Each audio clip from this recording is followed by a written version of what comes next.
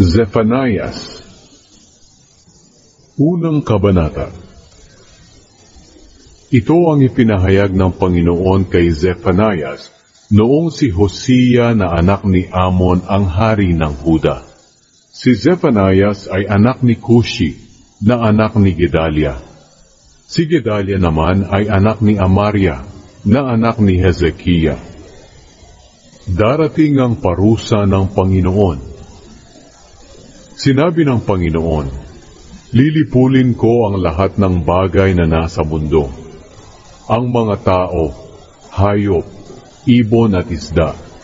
Mawawala ang lahat ng naguudyok sa tao para magkasala, pati ang mga makasalanan.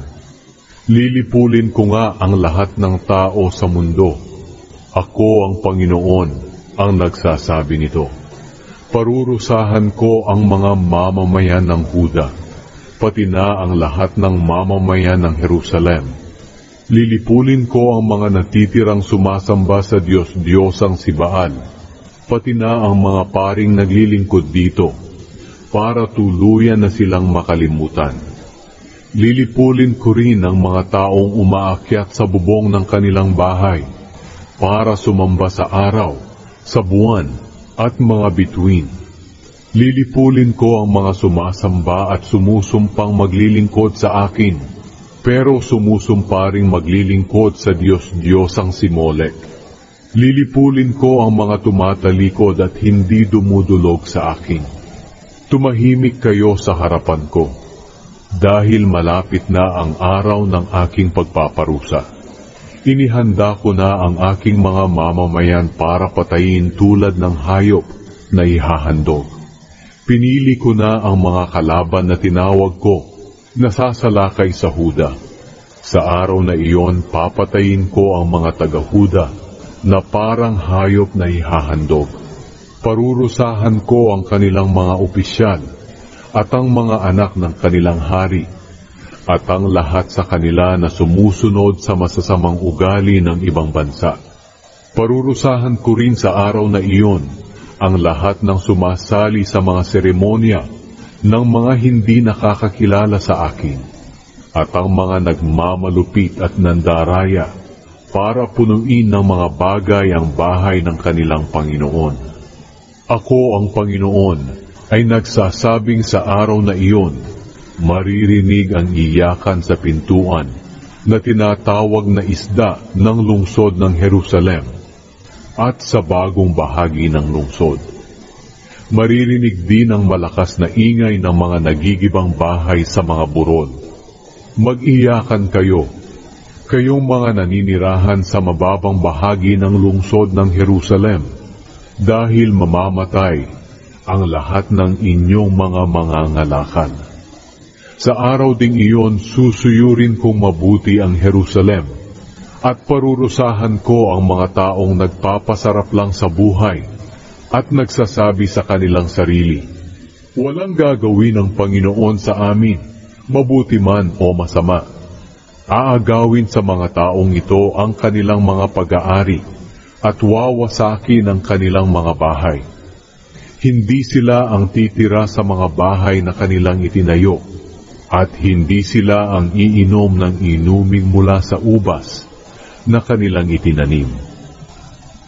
Ang nakakatakot na araw ng pagpaparusa ng Panginoon. Malapit na ang nakakatakot na araw ng pagpaparusa ng Panginoon. Ito'y mabilis na dumarating.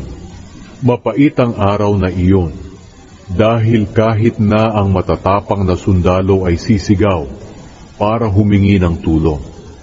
Sa araw na iyon, ipapakita ng Diyos ang kanyang galit. Magiging araw iyon ng pighati at paghihirap, araw ng pagkasira at lubusang pagkawasak. Magiging maulap at madilim ang araw na iyon, at maririnig ang tunog ng trumpeta at sigawan ng mga sundalong sumasalakay sa mga napapadirang lungsod at sa matataas na tore nito. Sinabi ng Panginoon, ipaparanas ko ang paghihirap sa mga tao, at lalakad sila na parang bulag, dahil nagkasala sila sa akin. Dadaloy na parang tubig ang kanilang dugo, at mabubulok na parang dumi ang kanilang bangkay.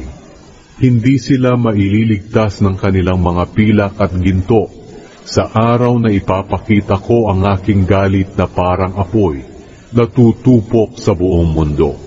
Sapagkat bigla kong lilipulin ang lahat ng naninirahan sa lupa. Panawagan para magsisi. Ikalawang kabanata. Sinabi ni Zephaniah sa mga taga-Huda, "Bansang walang kahihiyan, magtipon kayo at magsisi bago dumating ang itinakdang araw na kayo'y palalayasin at ipapadpad na parang mga ipa. Magsisi na kayo bago dumating ang araw ng pagbuhos ng Panginoon ng kanyang matinding galit. Kayo namang mga mapagpakumbaba at sumusunod sa mga utos ng Panginoon. Lumapit kayo sa Kanya. Magpatuloy kayong gumawa ng matuwid at magpakumbaba. Baka sakaling ingatan kayo ng Panginoon sa araw na ibuhos niya ang kanyang galit." Parusa sa bansang Filistia. Wala nang titira sa Gaza at Ashkelon. Ang mga mamamayan ng Ashdod ay palalayasin sa loob lamang ng kalahating araw. Palalayasin din ang mga mamamayan ng Ekron sa kanilang bayan. Nakakaawa kayong mga Filisteo na nakatira sa tabing dagat. Ito ang sinasabi ng Panginoon laban sa inyo. Kayong mga Filisteo sa Kanaan, lilipulin ko kayo at walang matitira sa inyo. Kaya ang inyong mga lupain sa tabing dagat ay magiging pastulan at kulungan ng mga tupa. Sasakupin iyon ng natitirang mga taga-Huda. Doon sila magpapastol ng kanilang mga hayop. At pagsapit ng gabi ay matutulog sila sa mga bahay sa Ashkelon. Kahahabagan sila ng Panginoon na kanilang Diyos at pauunlarin silang muli. Parusa sa mga bansa ng Moab at Ammon. Sinabi ng Panginoong makapangyarihan, ang Diyos ng Israel, "Narinig ko ang pangiinsulto at panunuya ng mga taga-Moab at taga-Ammon sa aking mga mamamayan. Ipinagyayabang nila na kaya nilang sakupin ang lupain ng aking mga mamamayan. Kaya isinusumpa kong wawasakin ko ang Moab at Ammon, katulad ng Sodom at Gomora. At ang kanilang lupain ay hindi na mapapakinabangan habang panahon. Tutubuan ito ng mga matitinik na damo, at mapupuno ng mga hukay na gawaan ng asin. Lulusubin ito ng natitira kong mga mamamayan, at sasamsamin nila ang mga ari-arian nito." Sinabi ni Zephaniah, "Iyan ang ganti sa pagyayabang ng mga taga-Moab at taga-Ammon, sapagkat ipinapahiya nila at nilalait ang mga mamamayan ng Panginoong makapangyarihan. Sisindakin sila ng Panginoon, dahil lilipulin niya ang lahat ng mga Diyos-Diyosan sa buong mundo, at sasambahin siya ng mga tao sa lahat ng bansa sa kani-kanilang bayan." Ang parusa sa mga bansa ng Ethiopia at Assyria. Sinabi ng Panginoon, "Kayo ring mga taga-Ethiopia, ipapapatay ko kayo sa digmaan. Parurusahan ko rin ang Assyria na nasa hilaga. Magiging tulad ng ilang ang Ninive, tigang na parang disyerto. Magiging pastulan ito ng mga baka, kambing, at ng iba't ibang uri ng mga hayop. Dadapo ang mga kuwago sa mga nasirang haligi, at maririnig ang kanilang huni sa mga bintana. Masisira ang mga pintuan, at matatanggal ang mga sedrong kahoy nito. Ganyan ang mangyayari sa lungsod ng Ninive, na nagmamalaki na walang sasalakay sa kanila, at walang hihigit sa kanila. Pero lubusang mawawasak ang lungsod na iyon, at titirahan na lamang ng mga hayop sa gubat. At ang bawat dadaan doon ay tatawa ng pakutya sa kinasapitan nito. Ang hinaharap ng Jerusalem. Ikatlong kabanata. Sinabi ni Zephanias, nakakaawa ang Jerusalem. Ang mga naninirahan dito ay nagre-rebelde sa Diyos at gumagawa ng karumihan. Ang kanyang mga pinuno ay mapang-api. Hindi sila nakikinig kahit kanino at ayaw nilang magpaturo.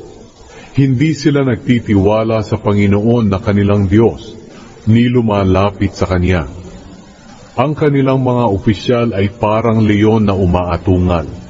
Ang kanilang mga pinuno ay parang mga lobo na naghahanap ng makakain kung gabi, at walang itinitira pagsapit ng umaga.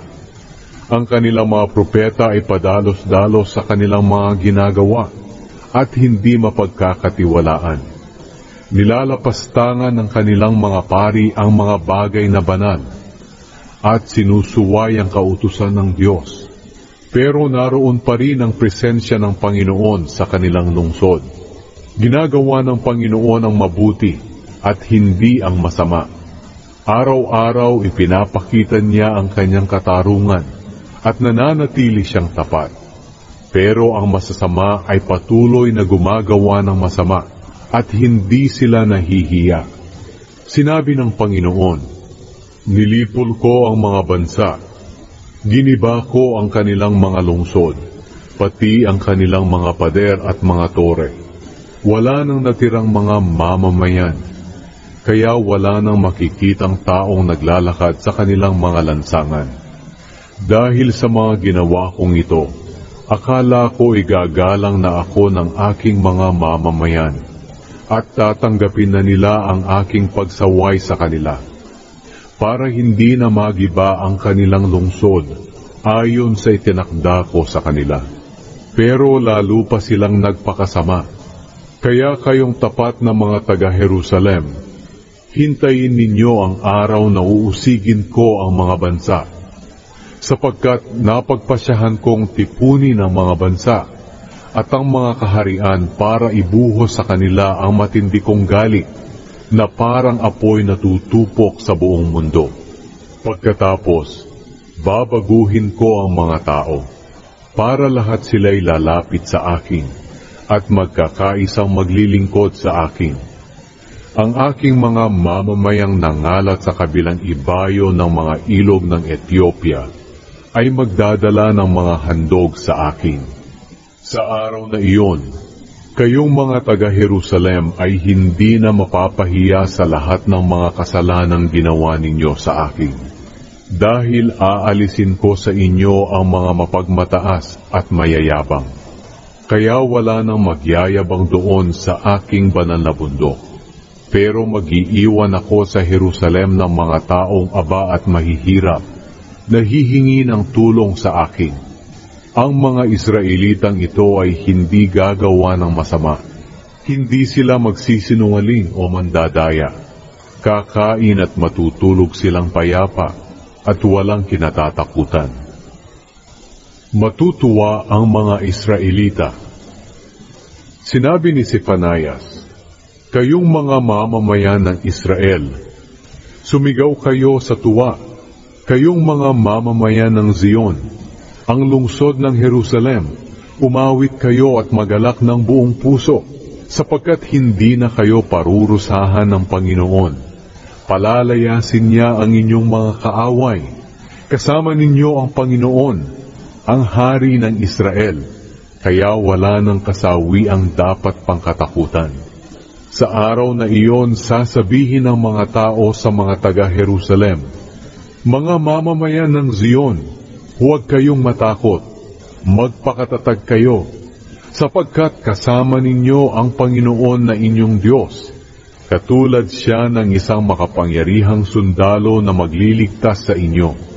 Magagalak siya sa inyo, at sa pamamagitan ng kanyang pag-ibig ay babaguhin niya ang inyong buhay. Aawit siya ng may kagalakan dahil sa inyo, gaya ng taong nagsasaya sa araw ng kapistahan. Sinabi pa ng Panginoon, ililigtas ko kayo sa kasawian para hindi na kayo malagay sa kahihiyan. Sa araw na iyon parurusahan ko ang lahat ng umaapi sa inyo. Kayo ay parang mga tupang napilay at nangalat.